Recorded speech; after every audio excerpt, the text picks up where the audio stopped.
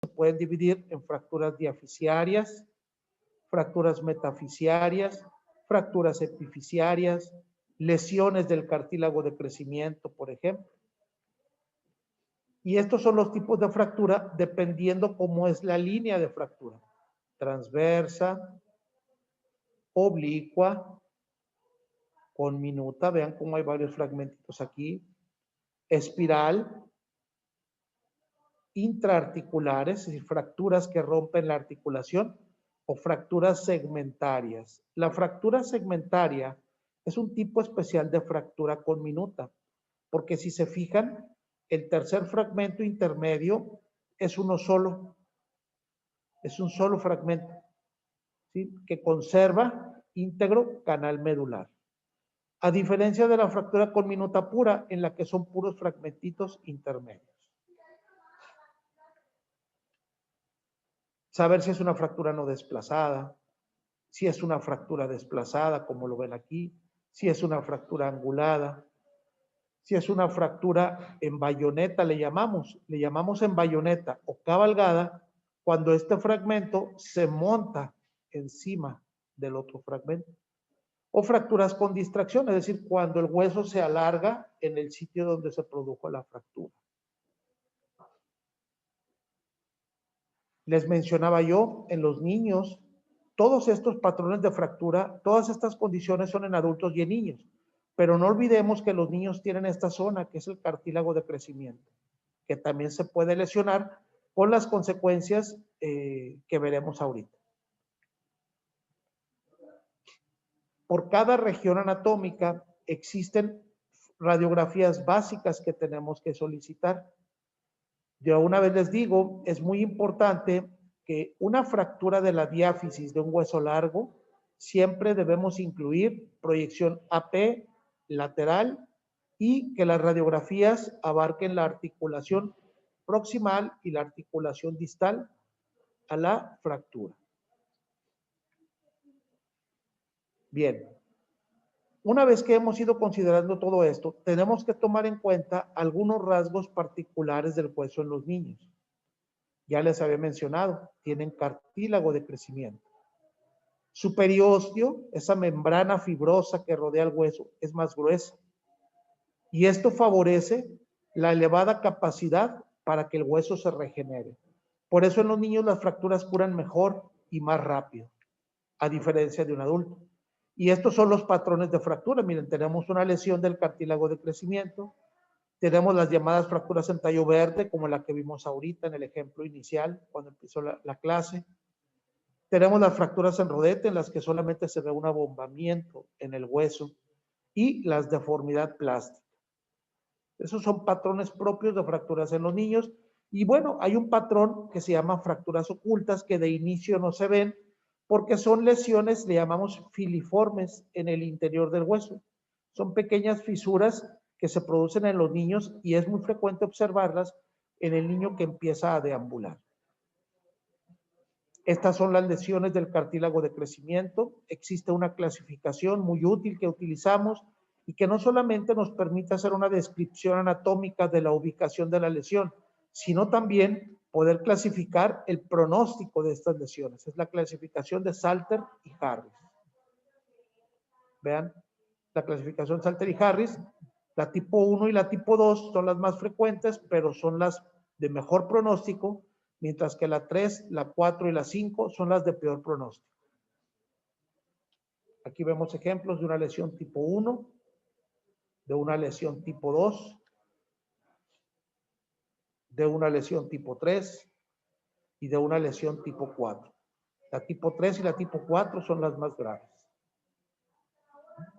Entonces, en los niños, ¿qué ocurre en su hueso cuando se fracturan?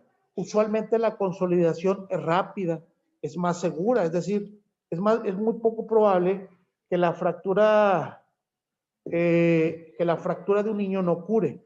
Y una cosa importante, tienen una mayor capacidad de remodelación, es decir, que el hueso retome su forma anatómica normal. Y el cese del crecimiento, es decir, que deje de crecer el hueso o que crezca angulado, se produce cuando existen lesiones del cartílago de crecimiento, sobre todo las lesiones tipo 3, tipo 4 y tipo 5. Bien. ¿Cómo debo de evaluar radiográficamente una fractura? Ya les había mencionado yo. Siempre que tengamos fracturas en la diáfisis de los huesos largos, las radiografías deben incluir la articulación proximal y distal a la fractura. Las proyecciones básicas son AP y lateral. En niños podemos requerir oblicuas y comparativas, ¿sí? Sobre todo porque ellos tienen áreas de hueso que no están bien osificados y podemos confundirnos solamente con una radiografía. Obviamente, existen técnicas especiales como la tomografía, la resonancia, la gammagrafía, que nos pueden ayudar a hacer una valoración completa en estos pacientes.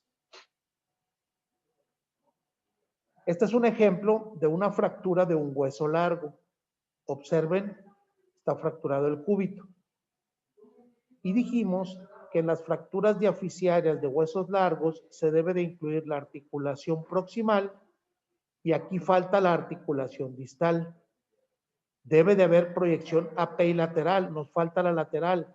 Si nada más te quedas con esta radiografía y no pides la lateral, pueden pasar desapercibidas dislocaciones. Aquí tenemos una dislocación de la cabeza del radio.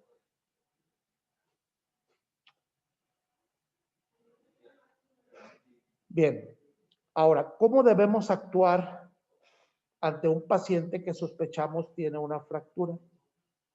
Bueno, primero tenemos que saber lo que no se recomienda hacer. No hay que moverlo a menos que ya esté inmovilizado. Porque si tú lo mueves y no está inmovilizada la extremidad, se va a lastimar más. Si sospechas una lesión vertebral, no lo muevas hasta que demuestres lo contrario. No hay que intentar enderezar o reducir la fractura, ¿sí? Sobre todo por la posibilidad de que podamos provocar un mayor daño. Y no darle al paciente nada por vía oral ante la posibilidad de que el paciente tenga que entrar a un quirófano. ¿Cuál es el tratamiento de las fracturas? Lo podemos dividir en 3 fases: el tratamiento de emergencia, el tratamiento definitivo y la rehabilitación. Todas las fracturas, todas se reducen y o se inmovilizan. Todas se deben de inmovilizar, todas. Algunas se reducen y otras no. ¿Qué significa reducir? Llevar a su posición anatómica los extremos o los fragmentos de la fractura. Hay fracturas que no están desplazadas. Bueno, esas no necesitan reducirse, pero sí requieren inmovilizarse. Las ventajas de inmovilizar a un paciente es que le vas a quitar el dolor, vas a evitar un mayor daño, vas a disminuir el riesgo de complicaciones y vas a facilitar que se pueda movilizar adecuadamente a ese paciente. Ese es el tratamiento de urgencia. El tratamiento definitivo se retrasa hasta que las condiciones del paciente lo permitan, especialmente en los pacientes politraumatizados, ¿sí?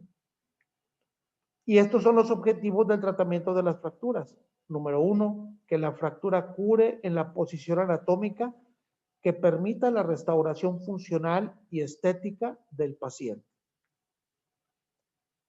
Y hay 2 tipos de tratamientos: tratamiento cerrado y el tratamiento abierto. ¿Qué es el tratamiento cerrado?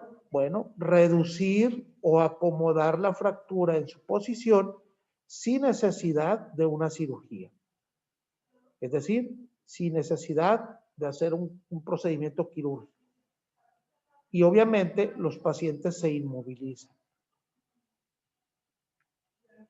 Hay otros tipos de tratamientos, como es la tracción continua, en la que el paciente se coloca en estos sistemas que traccionan, un sistema de poleas, para tratar de vencer el espasmo muscular, de que se vaya reduciendo poco a poco la fractura, en tanto se puede dar el tratamiento definitivo.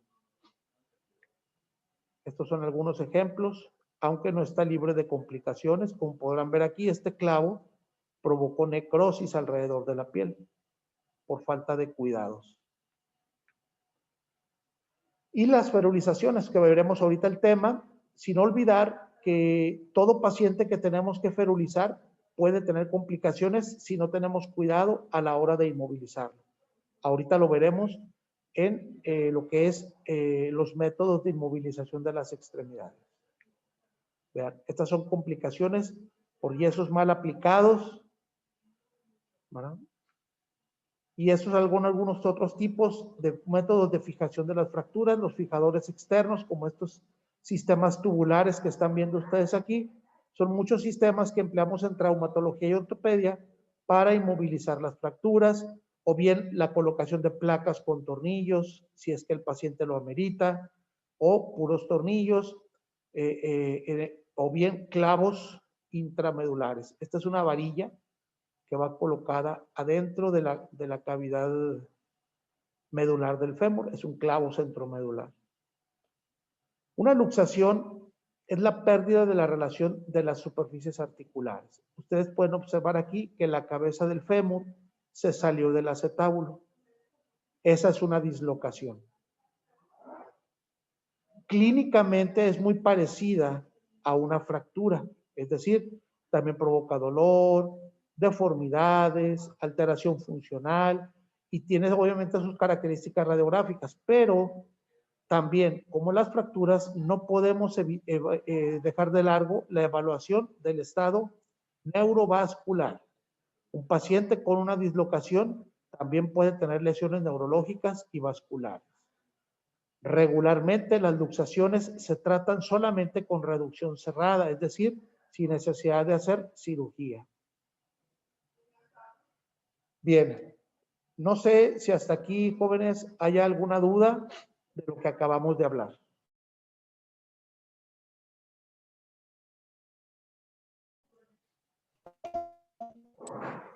Doctor, Sí. buenas tardes. Hola.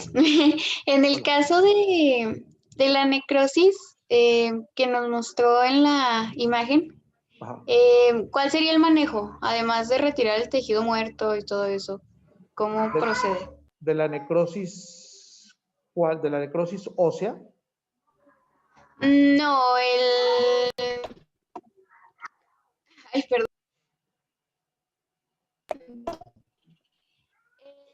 En la imagen que nos mostró de la necrosis en la rodilla, creo que era Ya. la rodilla del paciente. De la complicación por la tracción.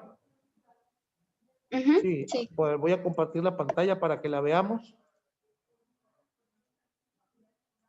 En esta.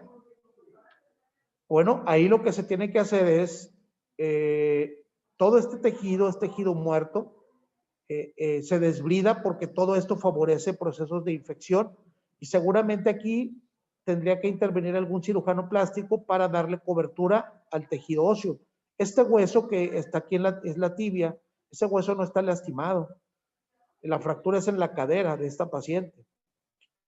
Entonces se desbrida todo este tejido, se hace sus curaciones y seguramente un cirujano plástico tendría que proporcionar alguna cobertura a estos tejidos. Gracias. Por aquí nos pregunta Carlos Galeana, ¿por qué es importante checar pulsos y temperatura antes de poner una férula? Excelente. ¿Por qué? Porque si tienes un paciente fracturado y no le checas el estado vascular, al momento de hacer la inmovilización, de colocar la férula, es posible que tú provoques movilización de esos fragmentos de fractura y que tú puedas provocar la lesión. Entonces, el estado neurovascular, el estado neurológico y vascular se checan antes y después de colocar una inmovilización. Porque también tenemos el ejemplo de las lesiones del nervio periférico. Si tú no valoras al paciente con una fractura, por ejemplo, una fractura de húmero, que puede lesionar el nervio radial, si tú no lo checas antes de inmovilizarlo y después de inmovilizarlo, hay datos de lesión del nervio radial, no vas a saber si ya la traía o tú la provocaste. ¿Cuál es la diferencia? La diferencia es que cuando el paciente con una fractura de húmero se lesiona el nervio radial, regularmente son lesiones leves por contusiones, pero cuando el nervio radial se lesiona al momento que lo inmovilizamos, es porque atrapamos el nervio entre los fragmentos de fractura Y eso amerita que tengamos que ir a abrir la fractura, separar los fragmentos y descomprimir el nervio. ¿Sale? Por aquí nos preguntan también que si sería el mismo tratamiento para las fracturas en rodete en pacientes pediátricos. Esas fracturas regularmente solo se inmovilizan, regularmente no requieren reducción. ¿Por qué es importante checar pulsos? Ya lo vimos. Y dice, al momento de poner el yeso férula, si este está muy apretado, ¿al cuánto tiempo podemos apreciar el síndrome de compresión o edema de ventana? Regularmente eso es rápido, es inmediato. Por eso es bien importante, ahorita veremos a la hora de hablar de las inmovilizaciones, que una vez que tú pones la férula y colocas el vendaje elástico para sujetar la férula, se debe de colocar de una forma ligera, gentil, sin que ajuste, porque eso puede provocar un síndrome compartimental. Regularmente el síndrome compartimental no tiene un tiempo de instalación. Ahí el chiste es que lo detectes a tiempo, ¿sí? Pero dependiendo de la severidad del edema, también es lo rápido que se puede instalar. Me preguntan que si en la fisis de crecimiento hay riesgo de que el nene ya no crezca. Por supuesto que sí. Las lesiones tipo 5 son lesiones que abarcan todo el cartílago de crecimiento. Entonces, en esos casos pueden dejar de crecer. Y también me preguntan, en una fractura con minuta, ¿cómo se logra la consolidación? Habitualmente esas fracturas con minutas, esos fragmentos que tiene ahí interpuestos, ahí los dejamos, no los retiramos, no los movemos, porque si preservan su circulación, preservan inserciones periósticas, esos fragmentos van a contribuir a la curación de la fractura. Se retiran a menos que estén infectados, que en ocasiones eso sucede. Muy bien. Vamos a pasar entonces al siguiente tema, que es sobre las inmovilizaciones. Habían levantado la mano, doctor Juan Pablo. No sé si tenía una pregunta. ¿Quién? Juan Pablo había levantado la mano. No sé si tenía una pregunta. A ver, no veo aquí eso, pero a ver, adelante. Juan Pablo.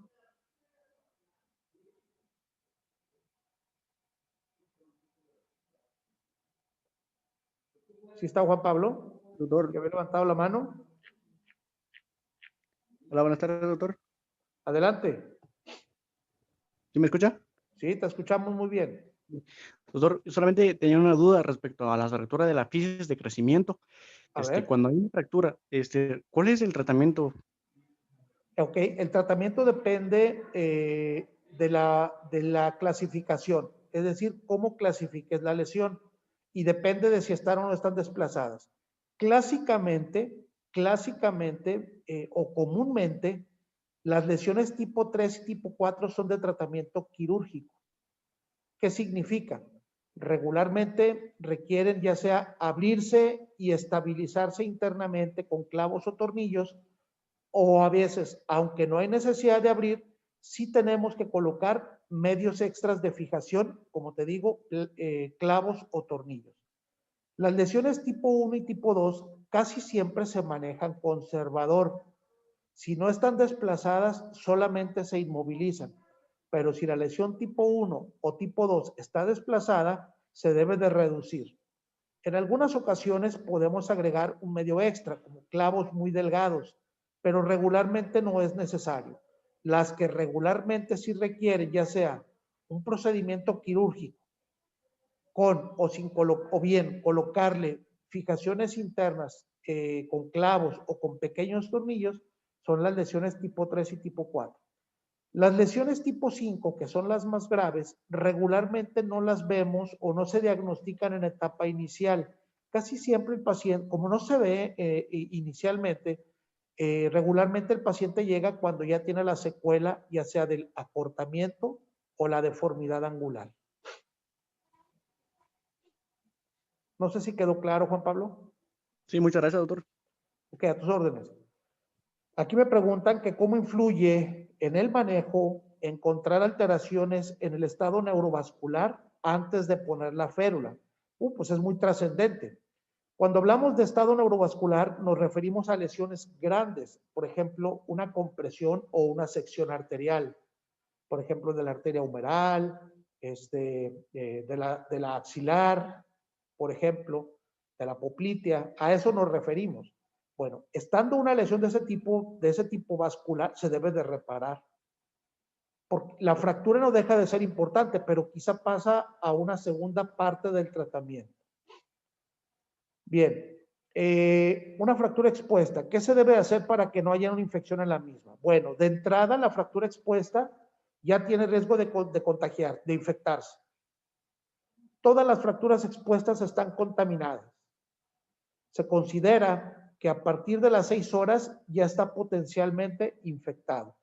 El tratamiento, la base del tratamiento es desbridar el tejido, es decir, eliminar el tejido que se necrosó, la suciedad que puede traer el paciente en la fractura, irrigar muy bien, dar manejo con antibióticos, dar manejo con terapia antitetánica y estabilizar esa fractura. Esos son los esfuerzos que se llevan a cabo para minimizar, disminuir el riesgo de infección. Es muy importante que entiendan que no se puede eliminar totalmente el riesgo de infección.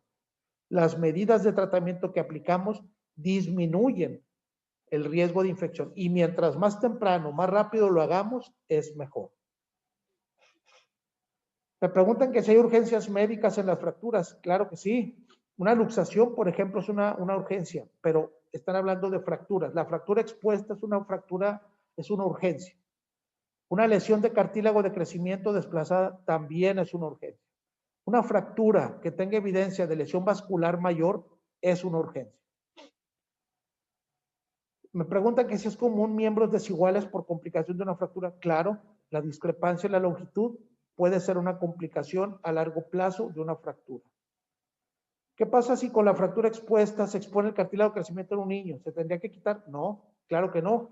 Se procede a hacer el tratamiento que les acabo de mencionar para minimizar el riesgo de complicaciones, sobre todo de tipo infeccioso, y el cartílago de crecimiento ahí se lo dejas. Pero puedes esperar complicaciones. Muy bien.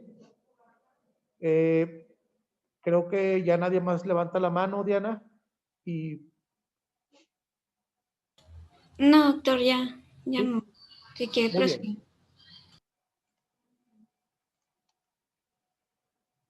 Con esto vamos a complementar esta plática de evaluación de las fracturas y las luxaciones con los métodos de inmovilización de las extremidades. Ahorita mencionábamos que inmovilizar una extremidad tiene grandes ventajas, porque no solamente va a contribuir a calmarle el dolor al paciente, sino también a minimizar el riesgo de complicaciones y a favorecer la curación de las fracturas. En el caso de las férulas, estas son las principales indicaciones. Como podrán ver, no solamente las fracturas y los esguinces se inmovilizan.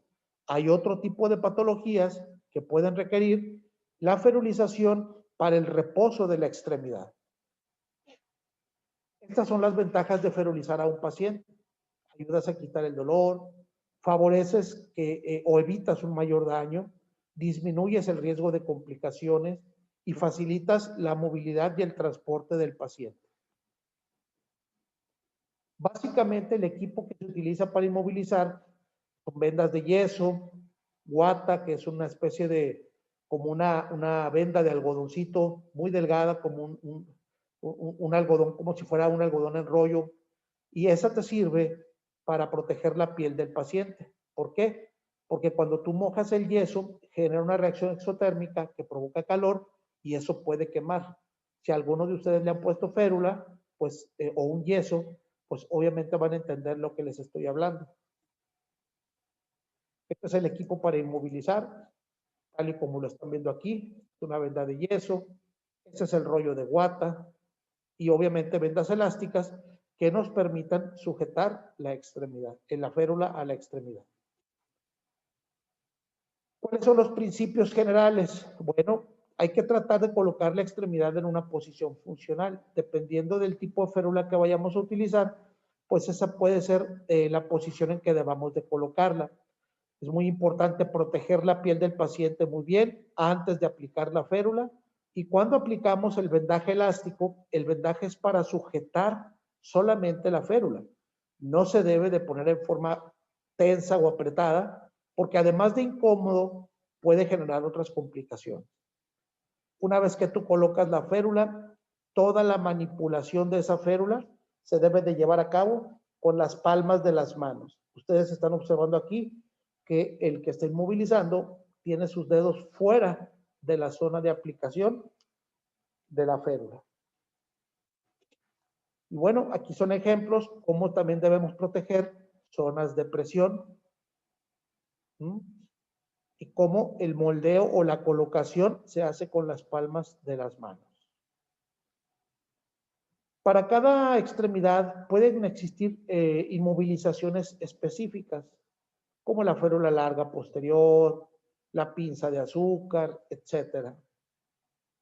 Aquí tenemos el ejemplo de la férula larga posterior. Esta férula, el yeso viene siendo lo gris. Esta férula, sus límites son de la zona de la red deltoidea, pasa por atrás del codo y termina 1 centímetro proximal a la cabeza de los metacarpianos. Estas son sus principales indicaciones: lesiones en el codo, lesiones en el antebrazo. Es la férula que más comúnmente colocamos. Hay otro como la pinza de azúcar. ¿Qué significa esta? Bueno, es una férula que va de 1 centímetro proximal a la cabeza de los metacarpianos, corre por la cara anterior del antebrazo, da vuelta en el codo y luego corre por la cara posterior. Y entonces, si se fijan, aquí ya involucramos la muñeca y tenemos que darle una posición funcional de dorsiflexión de 10 grados y el codo en 90 grados de flexión, en ángulo recto. Esa es la posición funcional para el codo y para la muñeca. ¿Cuándo usamos las dobles pinzas de azúcar? En fracturas del codo, fracturas del antebrazo. La férula anterior o llamada en cuello de cisne. Nuevamente, esta es la férula. Observen cómo se le da una posición funcional a la muñeca. Los dedos se dejan libres siempre y cuando no tengan lesiones. Y esta férula va de la mitad del antebrazo hasta 1 centímetro proximal a la cabeza de los metacarpianos. Usualmente lo usamos para los esguinces de la muñeca. Y la pinza de azúcar que ya la vimos, vean cómo está dispuesta esta férula, con el codo en 90 grados y la muñeca en dorsiflexión.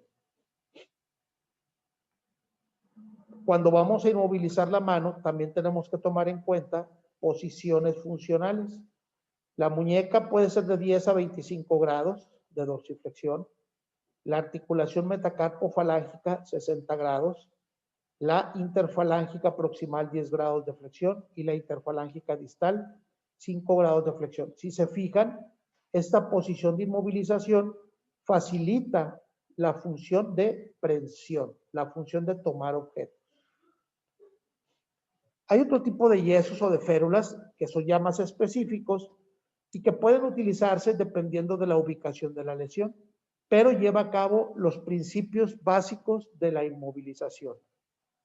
Todo esto implica principios básicos, es decir, proteger la piel, colocar la férula en una posición funcional y sujetarla con un vendaje elástico suave. La espica del pulgar, su principal indicación son fracturas del escafoides. Cuando se fracturan los dedos, aquí no ponemos yeso. Podemos poner ferulitas disponibles comercialmente o bien cinta dedo a dedo. Por ejemplo, este dedo, si está fracturada una falange, utilizamos el dedo sano como una férula externa y colocamos cinta entre ellos. Observen cómo entre los dedos va una tira de guata o un pedacito de gasa. ¿Cuál es el objetivo? Que la piel entre los dedos no se macere. Hay otro tipo de vendajes, como los vendajes con algodón, que sirven para controlar muy bien el edema. Se le llama vendaje antiedema o vendaje de Robert Jones. También se usan en los perritos. Y para miembro inferior, la férula más frecuente es la férula posterior del tobillo, que sigue los mismos principios básicos que las férulas para miembro superior.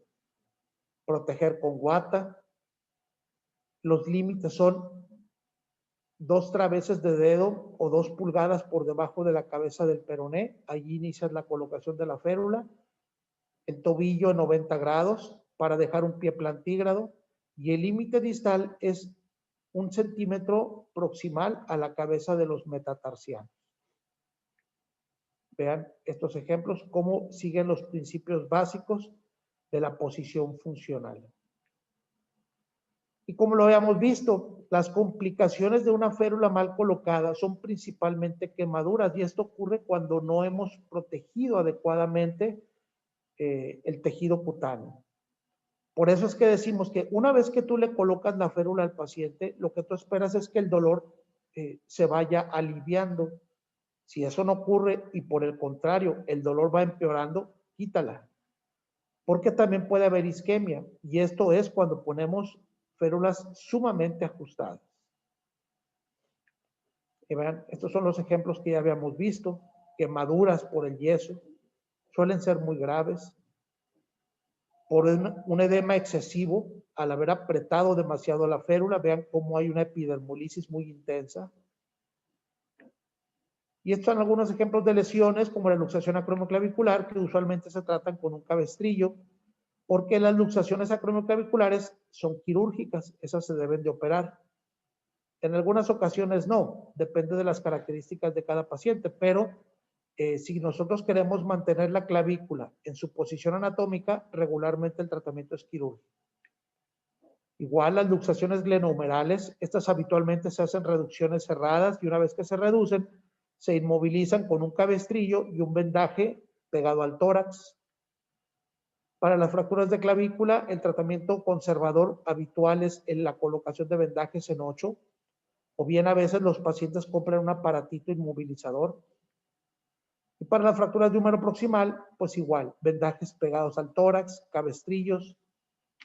Para la diáfisis humeral, regularmente se operan, pero en ocasiones se tratan conservadoramente con férulas en pinza de azúcar, como las que vimos ahorita.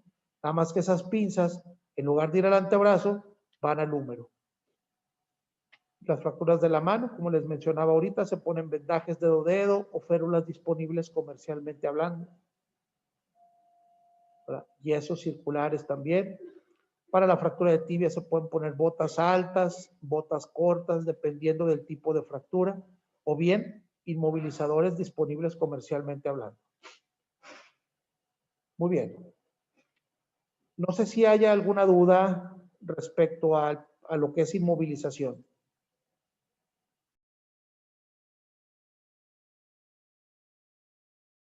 En el chat hay una pregunta, doctor. Dice, doctor, como paramédico al encontrarme con una fractura expuesta, ¿se puede empaquetar la herida con apósitos o gasas para detener la hemorragia en lo que se llega al hospital? ¿O esto traería complicaciones posteriormente? No, claro que sí. La mejor manera de controlar una hemorragia, digamos una hemorragia externa, como en el ejemplo que nos pone Cristian, es la compresión. Se recomienda que si es una fractura expuesta, empapes ya sea una cantidad de gasas o una compresa estéril con isodine o con jabón. Y si no tienes isodine ni jabón, pues con una solución estéril, la colocas en la herida y colocas un vendaje compresivo.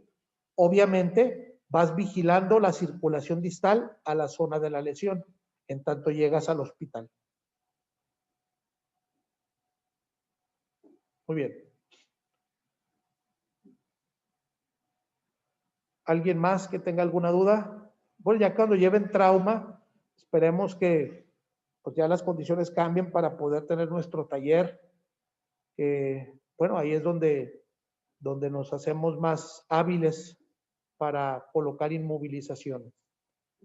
Yo creo que lo más importante es que entiendan para qué debemos inmovilizar a un paciente. Ya desde el momento en que tú lo inmovilizas en urgencias, estás favoreciendo el proceso de la curación de la lesión.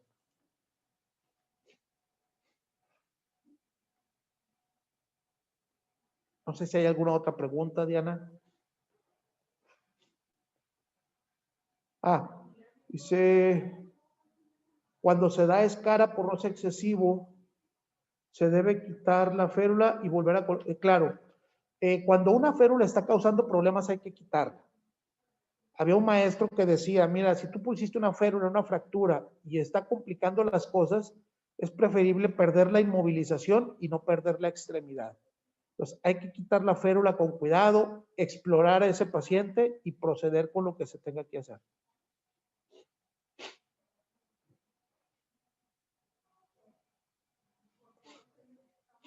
Claro, la quitamos en un momento que el paciente esté cómodo y que su extremidad esté colocada adecuadamente para que no se lastime más.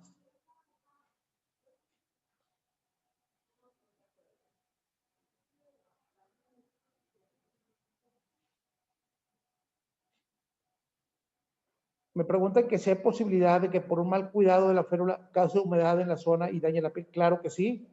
De hecho, una recomendación que le damos a los pacientes, el traer la férula, sobre todo en épocas de calor, provoca que se acumule humedad por el sudor. Entonces eso genera comezón y el paciente muchas veces se introduce objetos para rascarse y si la piel está macerada, pues se va a escarar. Entonces, es recomendado que cuando el paciente, por ejemplo, se bañe, cubra la férula con una bolsa y unas bolsas para protección de férulas o con una bolsa simple, una bolsa de plástico y sellarla con cinta. Y decirle, si le da comezón, no se rasque. Sabiendo nosotros que esa comezón, ese prurito, es por el acúmulo de humedad, lo que a veces se le recomienda es que con la pistola de secar el pelo se echen aire, lo pongan en frío, que se echen aire frillito o con el ventilador para que eso intente secar esa humedad y disminuya la molestia. Si la molestia persiste o incrementa, hay que revisarlo, hay que retirar la férula porque puede que el paciente esté sufriendo escaras en la piel.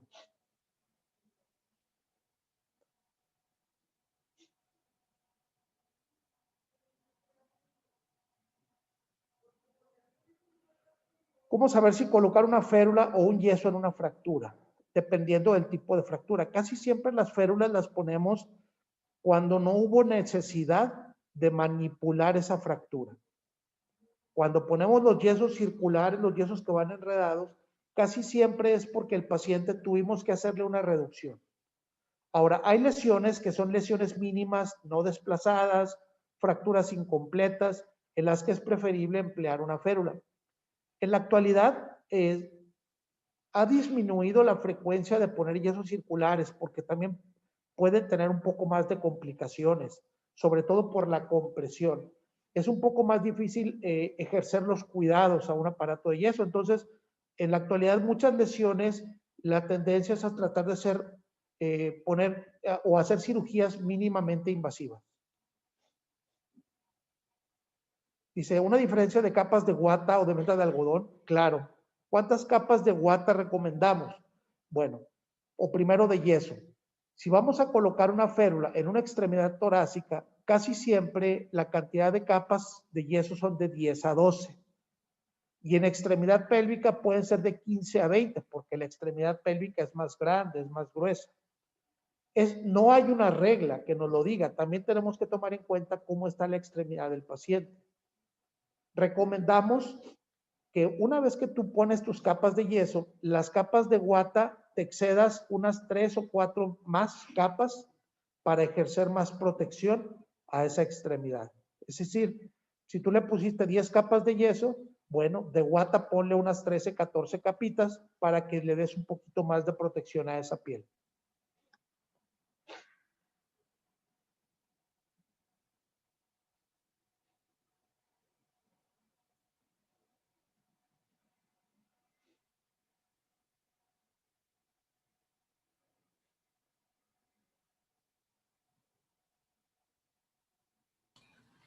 ¿Ya no hay más preguntas?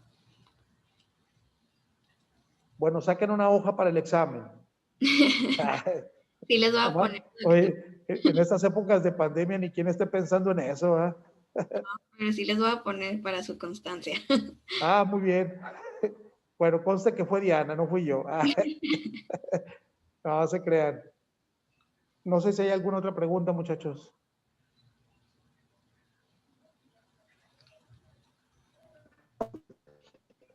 Todo bien. Pues bueno, si no hay más preguntas, pues yo quiero felicitar a Diana y a todos sus compañeros que están organizando este tipo de presentaciones, porque es una manera de complementar lo que ahorita por estas situaciones estamos un poquito alejados. Me parece que la labor que están haciendo es una excelente labor y creo que debemos de apoyarlos, tanto los docentes como los alumnos. Tenemos que apoyar a sus compañeras para que pues ellas también se sientan motivadas a seguirlo haciendo. De mi parte, yo las felicito y cuentan conmigo en lo que yo les pueda ayudar en la parte de todo lo que es la parte académica. Y nuevamente muchas felicidades, Diana, a todo tu comité que está participando. Y bueno, sigan invitando profesores. Tenemos que cooperar entre todos para tratar de sacar el mejor provecho académico en su enseñanza. Muchas gracias, doctor. Le agradecemos aparte de todo el comité y quería mencionarle que la ponencia se compartió a nivel nacional. Qué bien. Hay alumnos de otras universidades también y llegamos a más de 100 participantes y ya no pudieron entrar. O sea, Sí. Hubo mucho fórum. Qué mala onda. Bueno, pues si se ofrece otra vez, avísame. Sí. Y pues ahí estamos. Muchas gracias por su participación, doctor. La verdad es que fue muy buena su ponencia. Al contrario, y pues bueno, ahí te la compartí para que quien la desee, pues se la puedes compartir también con todo gusto. Y bueno, échenle ganas a los exámenes. Espero que les vaya muy bien.